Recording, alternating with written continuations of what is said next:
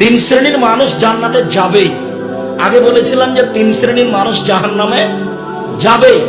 তার মধ্যে ছিল এসব বেশরমা মেয়ে যারা নগ্ন পোশাকে চলে, পুরুষের পোশাকে চলে। কথার মধ্যে আছি আমরা। তো তিন শ্রেণীর মানুষ জান্নাতে যাবে। এক, আল্লাহর ভয়ে কাঁদে যে, কথার মধ্যে আবার কথা বাড়লো, আল্লাহর ভয়ে কাঁদে যে। আল্লাহ রাসূল বলছেন, গাভীর বান থেকে দুধ চাপ দিয়ে বের করে ভিতরে ঢোকানো যায় না যেমন, আল্লাহর ভয়ে কাঁদে যে সে জাহান্নামে যাবে না তেমন। কথা কি বুঝাতে পেরেছি? আপনারা কি কথা বুঝেছেন?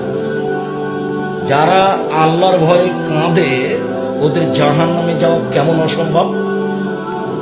গাভীর বান থেকে চাপ দিয়ে দুধ বের করে ভিতরে ঢোকানো যেমন অসম্ভব। এই কথা মুহাম্মদ সাল্লাল্লাহু আলাইহি ওয়াসাল্লাম বলেন।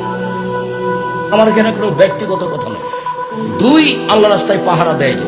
তিন, বেগানা নারীকে দেখে চক্ষু নিচু করে যে, অপর নারীকে দেখে চক্ষু নিচু করে যে, ও জান্নাতে যাবেই। বলেন যে এবার আপনার টিভির কি হবে? ওই মেয়েটা যে খবর পড়ছে, ওর মুখের উপরে যে চোখ রেখে আপনি খবর শুনছেন, তাহলে এটা কি তাকওয়া হলো?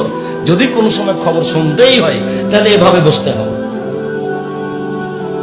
এভাবে সে খবর শুনতে হবে। তাকওয়া ভিন্ন জিনিস, বয়স শেষ, এগুলো করে কোনো লাভ নাই।